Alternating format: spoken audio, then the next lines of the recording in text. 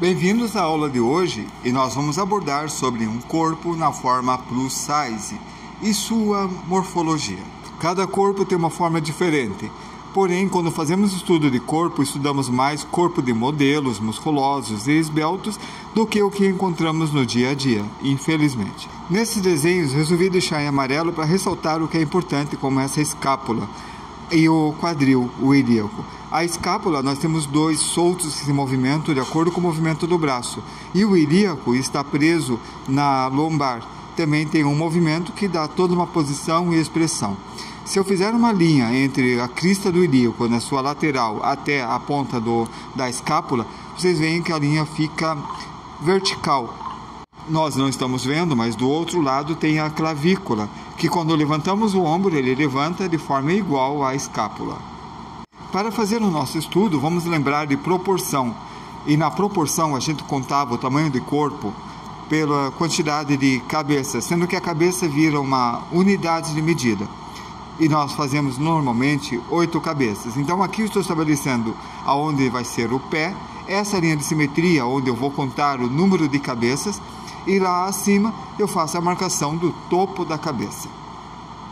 A linha de simetria tem que estar vertical, ou seja, paralelo à lateral da folha. Eu vou colocar o lápis nesses dois pontos e vamos comparar se essa linha está realmente na vertical. Para estar na vertical, cada ponto de distância entre um lápis e o outro tem que ser a mesma. Se não estiver a mesma, significa que a linha está inclinada. E é um erro muito comum entre os artistas fazer uma linha que seria vertical meio inclinada. Por isso, experimente fazer isso daí. Faça o exercício de linhas verticais. Essa linha de baixo vai ficar a base. Agora faça uma linha acima que vai ficar o topo da cabeça. Essa divisão, nós temos um segmento de reta e nós dividimos exatamente no meio para encontrar o pubis. O pubis, um pouco acima, você já pode fazer um círculo que vai ser o quadril. Logo depois você faz um outro círculo meio arbitrário, porque você está chutando que vai ser o tórax. E a última, encostando no topo da cabeça, obviamente vai ser a cabeça. Este é o primeiro esboço que você faz em segundos. Nós temos já o quadril, a caixa torácica e a cabeça. Agora vamos fazer um estudo real de proporção e forma. Esse é o ilíaco. Veja como ele fica nesse triângulo. Aqui a ponta do fêmur.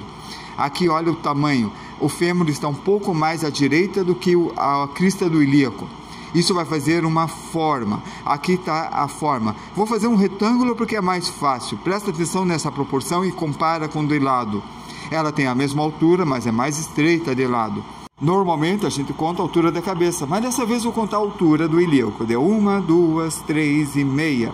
E olha, se eu contar para cima, também vai dar quase o mesmo valor. 1, 2, 3 e um pouquinho maior que meio. Isso porque proporção não está amarrado só à altura da cabeça, está amarrado a qualquer dimensão que você tiver.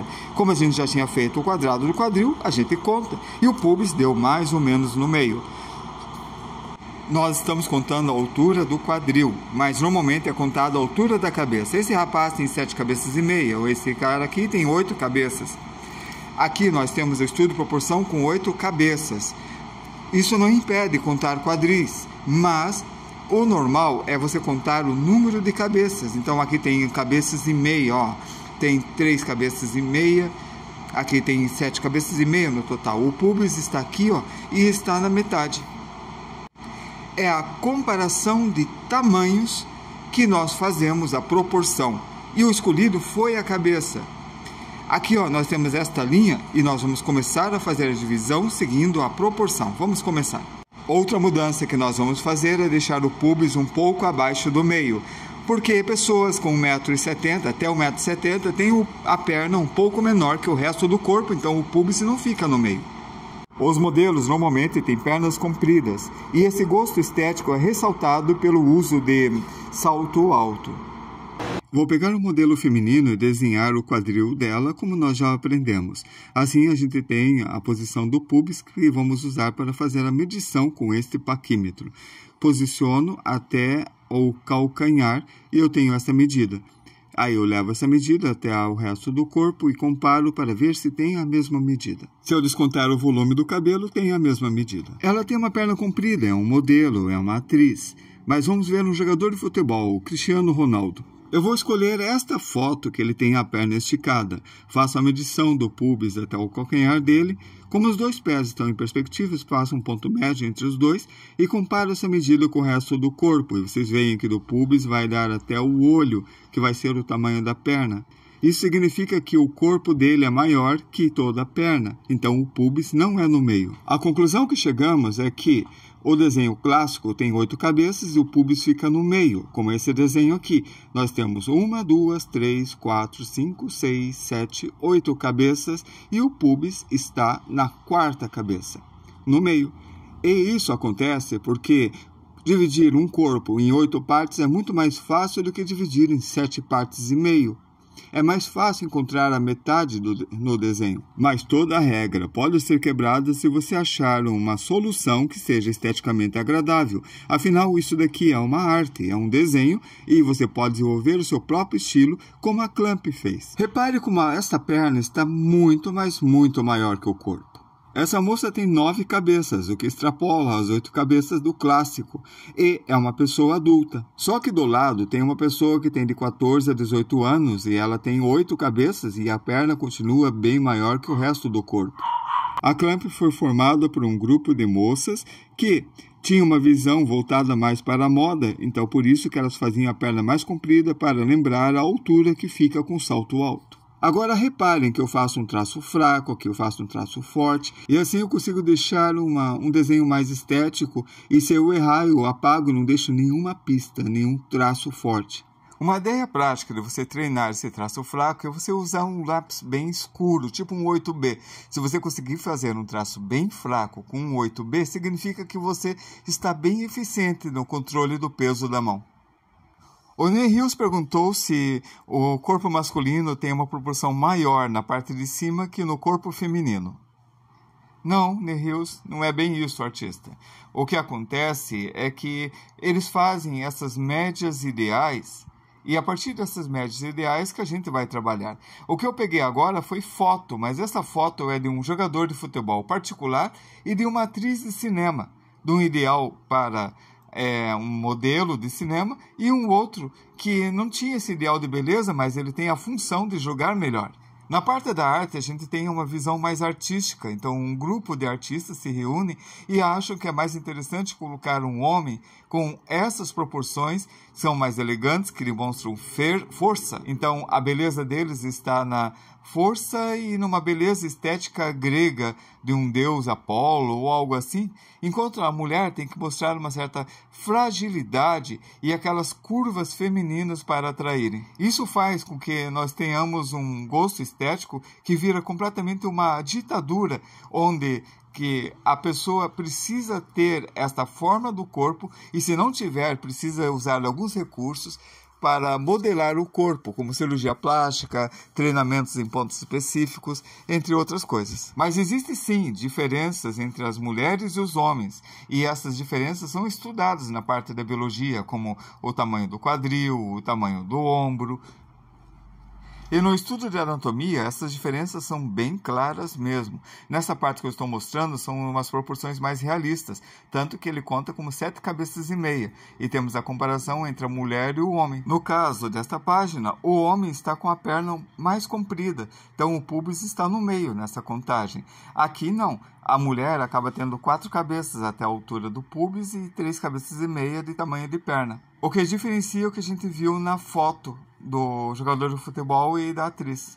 Aqui no livro nós temos uma página que a gente dedica exatamente a essa diferenciação entre a mulher e o homem, fazendo comparação entre o corpo e o quadril. Aqui, achei. O que vamos ver também é uma generalização, porém é mais realista, então é usado como um estudo mais científico. Vamos começar a contar a cabeça da mulher. A cabeça, lembre-se, é uma forma de medida, é tipo centímetro, metro, na verdade seria uma cabeça, 2 cabeças, 3 cabeças, e assim eu vou fazer uma régua de medidas de cabeças. E aqui eu vou contar até o pubis. Então aqui está o pubis e deu 1, 2, 3 e 25, 3,25 e aqui deu, vamos ver onde que está o calcanhar, está aqui, deu 2,75. Então essa pessoa é baixinha e tem muita pouca perna. E o artista provavelmente tirou essa medida a partir de uma foto de uma outra pessoa e a partir disso fez esse desenho. Na imagem do lado vocês podem ver todas as diferenças de quadris que tem, sendo em cima as 3 primeiras é o masculino e as 3 seguintes são as femininas. E embaixo tem mais 2 que dá para comparar. Agora vamos contar o número de cabeças desse homem para fazer a diferença. Então fazemos assim mesmo também. É uma régua diferenciada porque a cabeça dele é um pouco maior. Então precisamos medir a cabeça e a partir disso a gente faz a contagem até o pubis. Que só olhando aqui eu já consigo ver que o pubis ficou umas 4 cabeças. Olha só, 1, 2, 3, 4, 5, 6, 7 cabeças. E a mulher deu 1, 2, 3, 4, 5, 6, 7 e meia. Significa que ela tem mais cabeças que ele, porém ela é mais baixa que ele. Isso porque a cabeça dela é menor, então ela dá mais cabeça nessa contagem. Ele tem 7 cabeças, ela tem 7 cabeças e meia. Ele tem a perna mais curta do pubis até o calcanhar do que do pubis até o topo da cabeça e ela também. Então, os dois são baixinhos. Se ela fosse mais alta, a perna dela seria maior. E se ele fosse bem mais alto também, tipo 1,80 m, a perna dele também seria maior. Agora vamos comparar o tamanho do quadril dela com o tamanho do quadril dele. Mas primeiro vamos fazer essa medida e vamos ver qual é a relação com o tamanho da cabeça dela. E a medida deu 1 cabeça e 3 quartos. 1 e 3 quartos, 1,75 cabeças. Espera, um artista está me perguntando que se uma mulher e um homem tiverem a mesma altura, a mulher vai dar uma sensação de que está mais alta.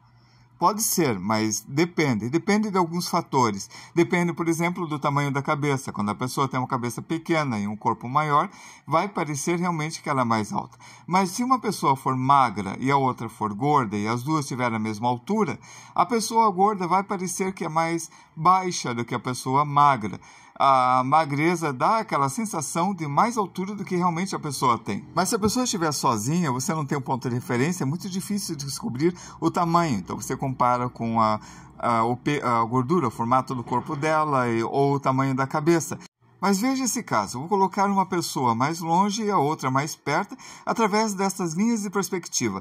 Agora vai parecer que aquela pessoa magra está muito maior que essa pessoa que está na frente por causa da questão da perspectiva. A gente sabe que o que fica perto parece maior e o que é longe parece menor. Mas como a gente sabe que existe essa distorção por causa da perspectiva, a gente vai imaginar que a pessoa de trás é muito maior do que parece. Por isso essa sensação às vezes é um puro engano da nossa percepção. Por exemplo, tem um ator chamado Jean-Claude Van Damme. É um ator no cinema que eles colocavam ângulos de câmera que fazia ele parecer maior do que realmente era. E ele realmente é muito baixinho. O Augusto escreveu aqui que tem 1,63 m. O Jean-Claude Van Damme é mais baixo que você, Augusto. Ele tem 1,62 m. Mas eles colocam a câmera de uma forma que pareça mais alto. Por exemplo, nessa cena. Aqui, eles escreveram que ele tem 1,70 m. O que é fake news? Ele não tem 1,77 m. Ele tem 1,62 m. Essas coisas contam no mundo do cinema, porque o cinema é uma ilusão. Então os atores querem parecer que são mais altos que são, ou querem parecer que são mais magros, ou querem parecer que são mais fortes. Mas o cinema não quer só pessoas bonitas com corpos perfeitos. Eles precisam de outros personagens para fazer a diferenciação. Então, assim na arte, a gente tem que aprender a diferença dos formatos de corpos que existem. E façam essa pesquisa, escrevam exatamente desse jeito e colocam no Google na parte de imagem e vocês vão se deparar com isso daqui. Como aqui que deu 4 formatos de maçã, retângulo, ampulheta e pera.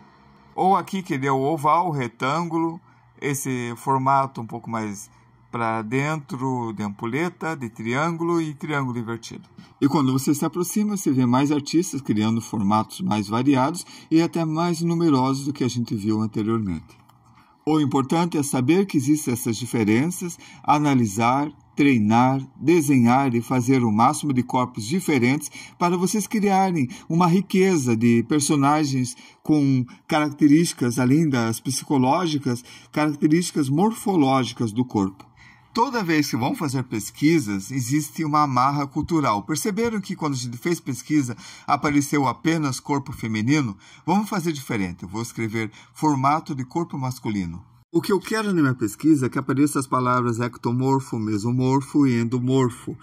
Quando faço a pesquisa com o nome masculino, consigo encontrar uns formatos parecidos com os femininos, mas veja que nessa figura amarela apareceu o nome que eu gostaria que aparecesse. Esses são os biotipos de corpos. Então você pode conhecer o seu biotipo fazendo uma análise se ele está mais para mesomorfo, endomorfo ou ectomorfo. Mas só tem 3 padrões, 3 nomes, sendo que existem muito mais tipos de corpos diferentes. E isso influencia na forma de você se vestir, no tipo de roupa que fica melhor em você. E como nós somos designers, como nós somos concept artistas, isso daí é muito relevante para nós. O que eu peço para vocês é saiam do padrão grego clássico no estudo de vocês para conseguir um maior repertório e conseguir maior sucesso na criação dos seus personagens. Dito isso, vamos começar o nosso estudo de plus size, de pessoas um pouco acima do peso. E para isso a gente vai ver todos esses corpos, mesomorfo, endomorfo, ectomorfo, e vamos fazer um estudo de pessoas que estão mais chubby, mais fofinha, e pessoas que estão bem acima do peso mesmo. Este vai ser quase que um ato político, porque nós estaremos criando personagens que fogem daquele ideal que nós conversamos até agora. Por que um ato político? Exatamente porque nós estamos colocando personagens que não são tão vendáveis no mundo comercial que busca a beleza, fazendo personagens que estão mais próximos do indivíduo comum. Então a gente faz histórias que a pessoa se identifica e se coloca no lugar.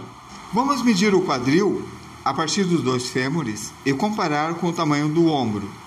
E nós percebemos que ele tem quase o mesmo tamanho do ombro. O ombro é um pouquinho maior, mas nós fazemos então igual os dois. Agora vamos contar as cabeças para saber as distâncias na parte de baixo. E deu aproximadamente o dobro. Agora eu vou fazer o tamanho do corpo. Nós medimos antes e deu 7 cabeças e meia. E o pubis está um pouco mais abaixo do meio. Então a gente faz aqui o desenho, já indiquei onde que vai ser o quadril. E eu não comecei pela cabeça, eu comecei pelo quadril, a parte que dá toda a sustentação do corpo. E aqui eu já tenho como que vai ficar o corpo inteiro, o tamanho inteiro. Então agora eu vou começar as divisões para localizar a cabeça, o pé, o joelho, a caixa torácica.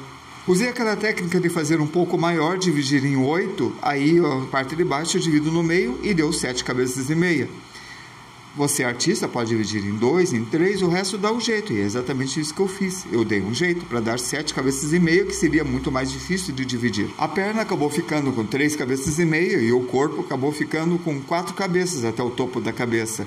Quer dizer que a perna é um pouco menor, conforme a gente tinha pensado anteriormente. Aqui já tem o tamanho da cabeça, então eu divido em 3 partes e eu tenho aquele desenho da nossa aula de cabeças, que a gente usa 2/3 para a bola e 1/3 para fazer a mandíbula. O que eu estou falando é que a gente inicia com uma bola, encontramos o meio e este meio, que é o raio desse círculo, é a distância até a mandíbula de um adulto. Daí nós fazemos a mandíbula com esse formato. Esse formato é a base de outros formatos. Depois a gente faz pequenas alterações e podemos fazer diversos tipos de cabeças. O quadril a gente colocou 2 cabeças de largura. De altura, vamos colocar uma cabeça de altura. Então, essa altura vai ser o tamanho dessa cabeça e aqui 2 cabeças de largura, o que vai formar o formato de um retângulo. O ombro nós definimos com a mesma largura do quadril, então a gente faz a projeção dessa largura para cima. Agora é só localizar aonde vai estar o ombro. Eu coloquei a cabeça um pouco fora da simetria, é uma coisa que eu vou ter que corrigir no desenho. A Ivana pergunta se essa proporção de quadril é só para plus size.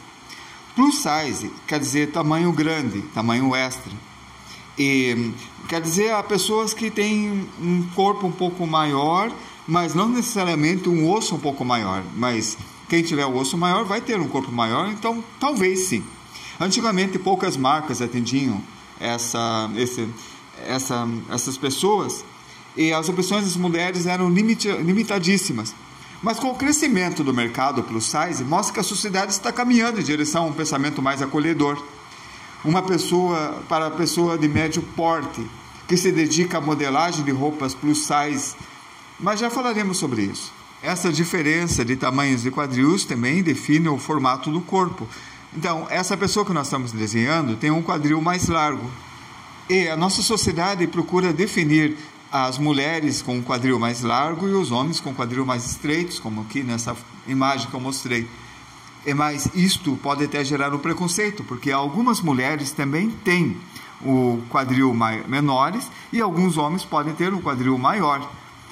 E há uma variação também nos glúteos, independente do sexo. Assim como homens podem ter cabelos compridos e mulheres podem ter cabelos curtos, e esse preconceito ser vigente novamente.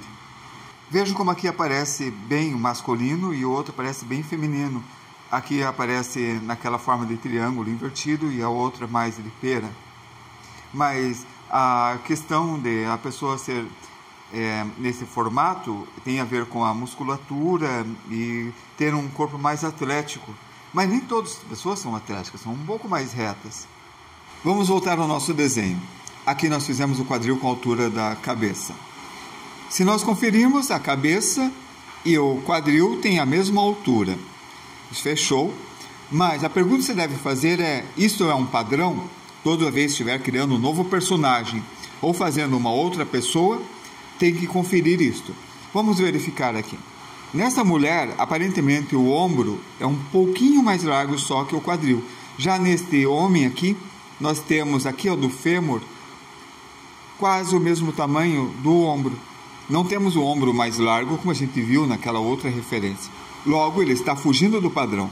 A questão é que quando a gente começa a ver muita coisa fugindo da regra, fugindo do padrão, eu acho que já está na hora de a gente rever esse padrão e abrir mais a cabeça, sair da caixa.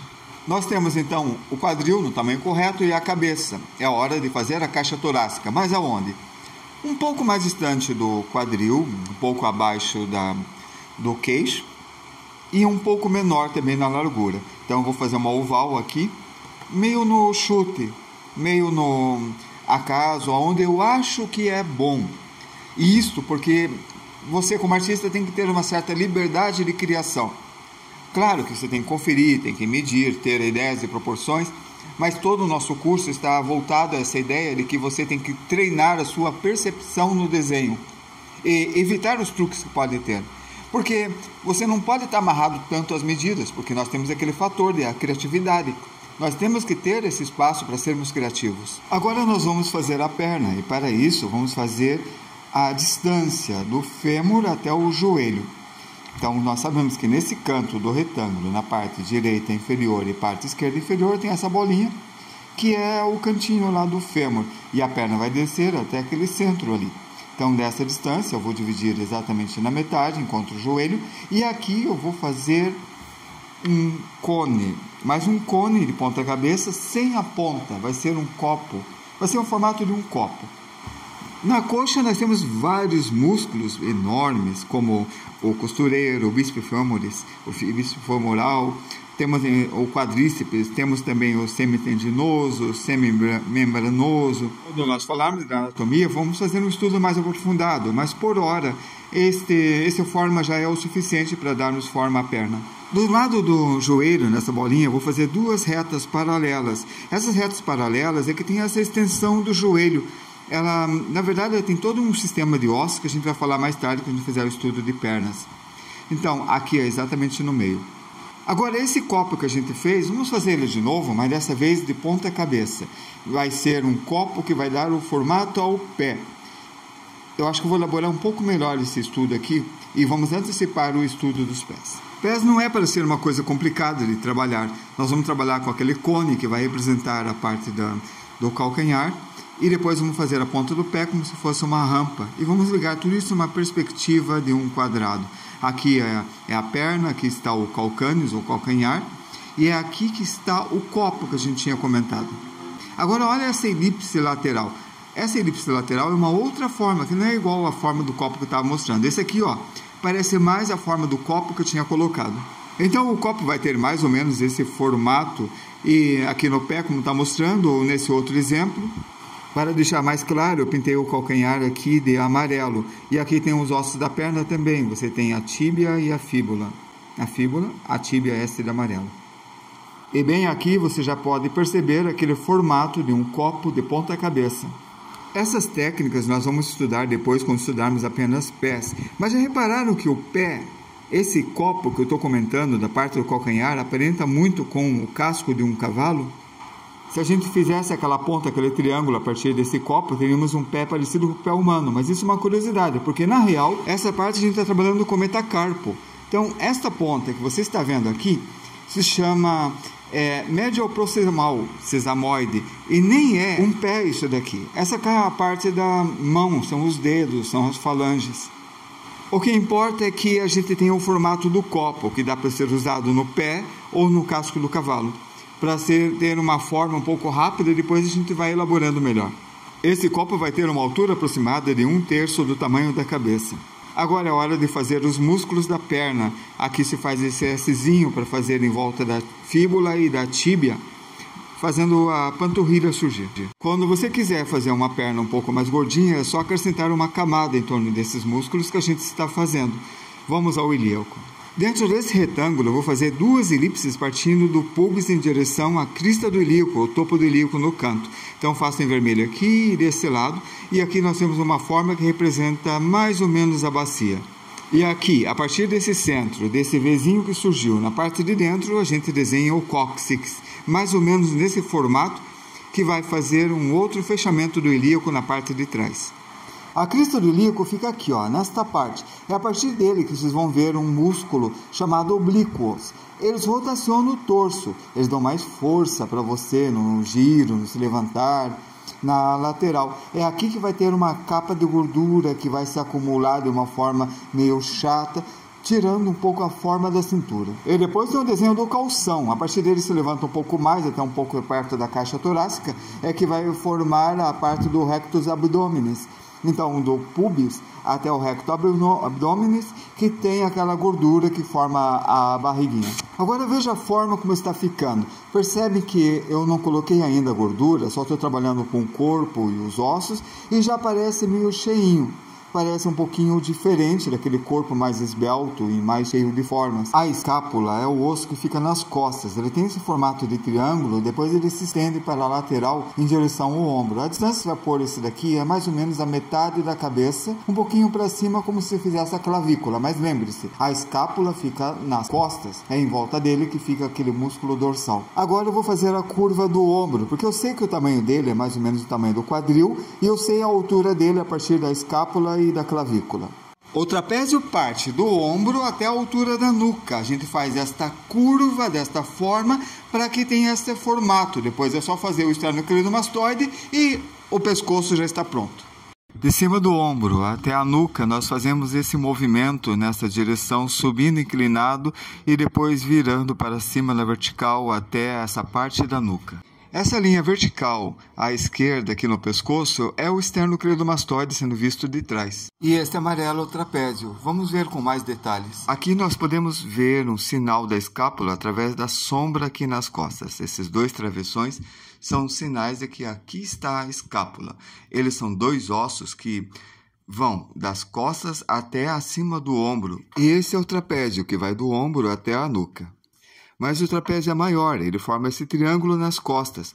E se reparar, dá para ver bem aqui na sombra a sequência, subindo aqui, depois a partir desse ponto tem o deltoide, essa curva, é até onde que ele vai.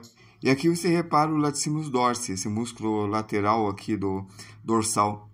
Então esse volume que faz aquele formato de taça. A linha do trapézio vai até a coluna lombar, então vai da lombar, sobe até o deltoide e vai até a nuca. Nessas costas é mais fácil reparar aqui, ó, o trapézio que está subindo até o ombro e aqui é o latissimus dorsi, que dá para ver bem o volume do músculo dorsal. Nesta arte é mais fácil reparar a linha do trapézio que está subindo aqui da lombar até chegar aqui nessa parte do deltoide. Esse marrom é o deltoide e essa linha, ó, esse triângulo aqui que vai até a nuca, é o trapézio. Na verdade, não um triângulo, a gente pode chamar de um losango.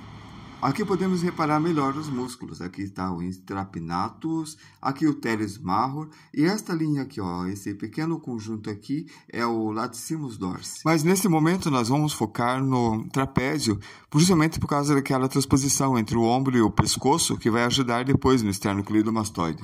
Aqui tem um desenho que dá para mostrar mais claramente a linha do trapézio. Veja, vai até o ombro e aqui ele sobe até a nuca. do outro lado faz o mesmo movimento. Mas agora eu quero que repare nessa parte do ombro, do trapézio, como ela fica um pouco mais ovalada, um pouco mais para cima. Isso pode ser uma capa de gordura, como pode ser músculo. Nesse caso, a gente repara bem que é a musculatura dele. Do outro lado, claro que vai repetir. Veja onde fica a escápula em relação aos dois.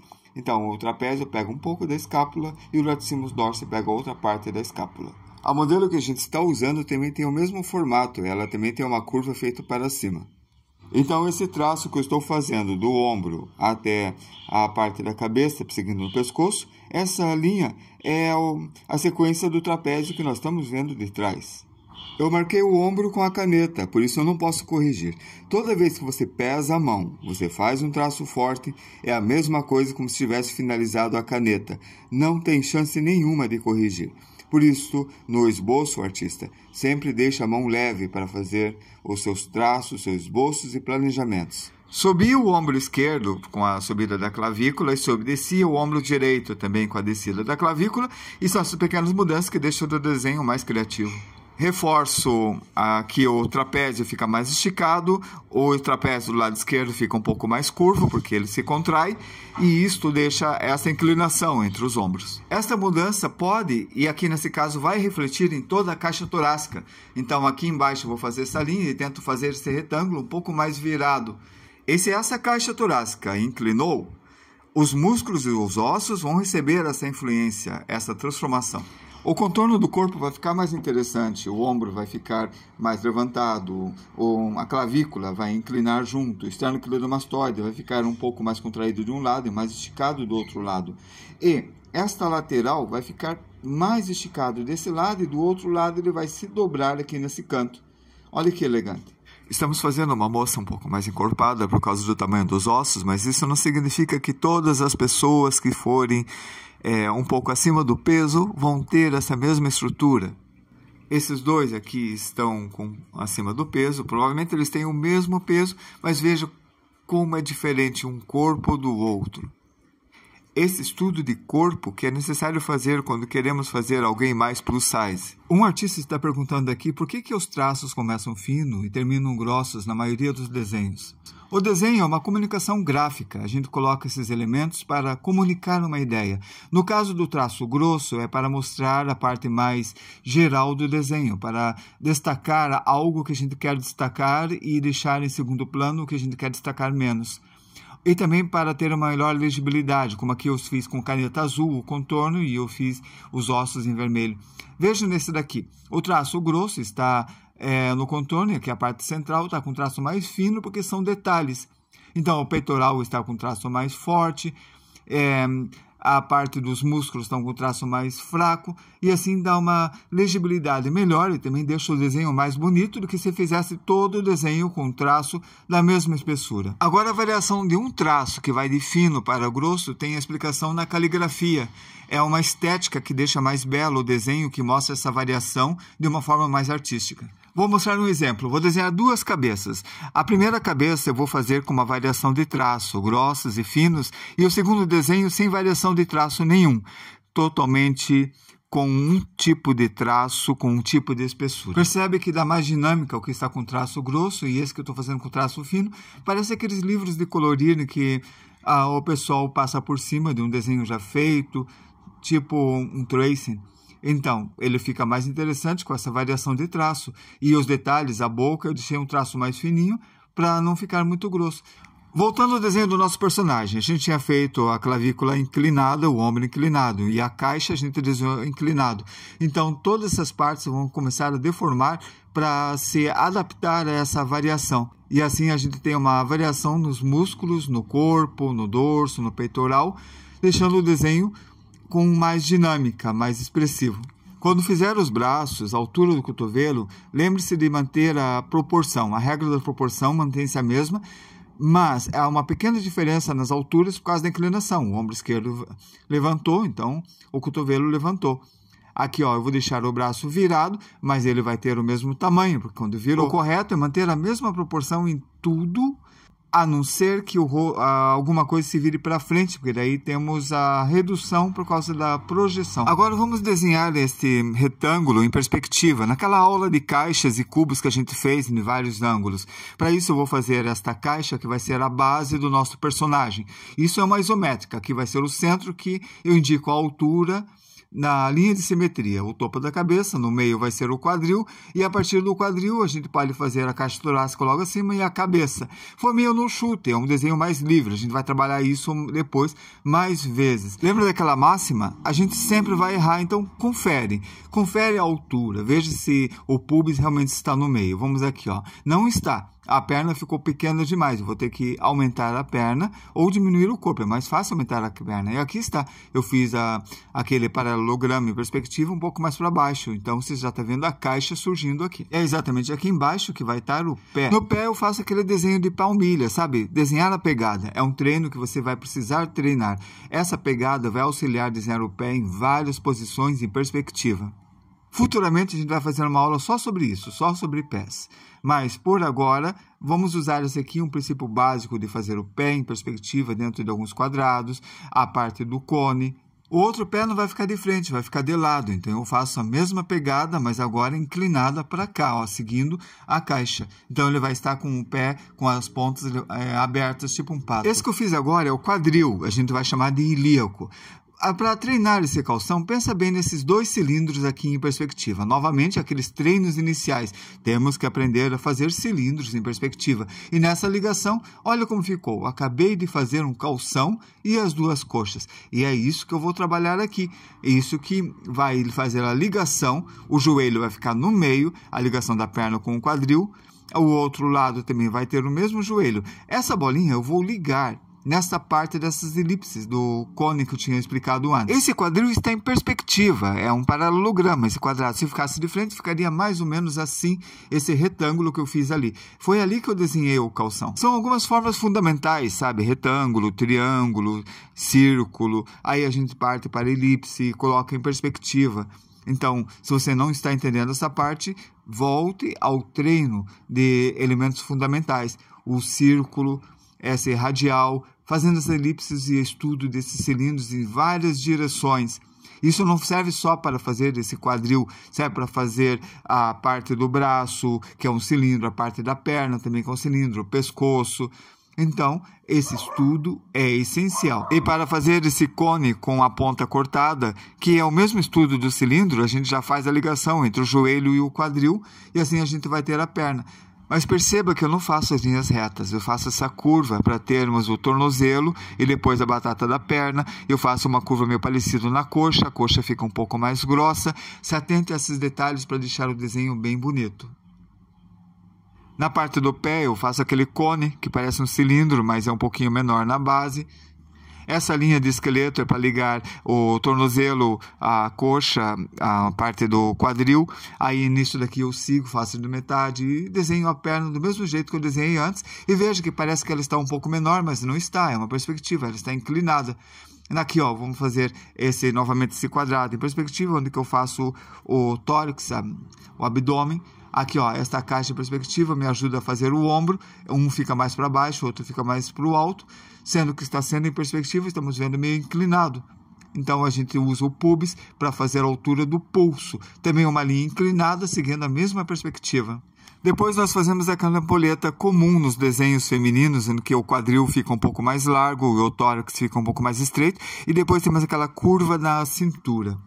Então, nós temos o ombro e você percebe que o corpo já parece um corpo feminino. Mas esta aula a gente quer fugir um pouco desse padrão estético delimitado pela moda e pela sociedade. A gente pode definir como uma ditadura da moda, porque quando começou a fazer roupa em série era muito caro fazer vários tamanhos, então a gente tinha que escolher 3 tamanhos básicos que eram vendidos nas lojas. Era chamado prêt-à-porter, pronto para o uso. Então você ia na loja e se você estivesse fora do padrão, não teria uma roupa para você, então você não tinha a forma adequada para a moda e você era tipo excluído desse mundo. Bom, nós vamos fazer quase a mesma coisa, a posição do pé e o outro pé inclinado, e a partir disso daqui a gente já deixou o quadril um pouco mais largo. Faço a ligação nos extremos, no fêmur, E acima também eu já faço a caixa torácica e a cabeça, quase tudo a mesma coisa. A alteração que eu fiz foi só nas larguras dessas partes do quadril e do abdômen, do tórax. Só isso já vai dar uma relação mais chubby, mais cheinha, um pouco mais pesado que o primeiro e um pouco mais normal de acordo com a nossa sociedade. A caixa que eu desenhei vai ajudar na perspectiva de forma igual. A linha aqui superior, essa linha inclinada, eu repito, para fazer o ombro na mesma inclinação. E todas as partes também seguem a mesma inclinação. Aqui estamos a coxa na lateral seguindo, mas como ele está mais largo, veja como ele vai ficar mais largo. Aqui, ó, bem perto do pubis, e a gente já faz aquela curva que fica aqui nessa parte da virilha. Aqui a mesma coisa, veja, o joelho fica naquela linha inclinada. Então, nós já temos as duas coxas e aqui já deu uma boa diferença entre a coxa do primeiro desenho e a coxa do segundo desenho. Aqui, ó, o braço, a mesma proporção que a gente coloca no outro, só deixa um pouquinho mais largo o desenho. Aumentei um pouco o trapézio, não precisava aumentar, só porque ela está com um pouco mais de peso, não quer dizer que ela tem um trapézio tão largo assim. Mas os seios também eu posso deixar um pouco mais largo, mas a mesma ressalva. O formato do seio não tem muita relação com ela ser um pouco mais gordinha ou não.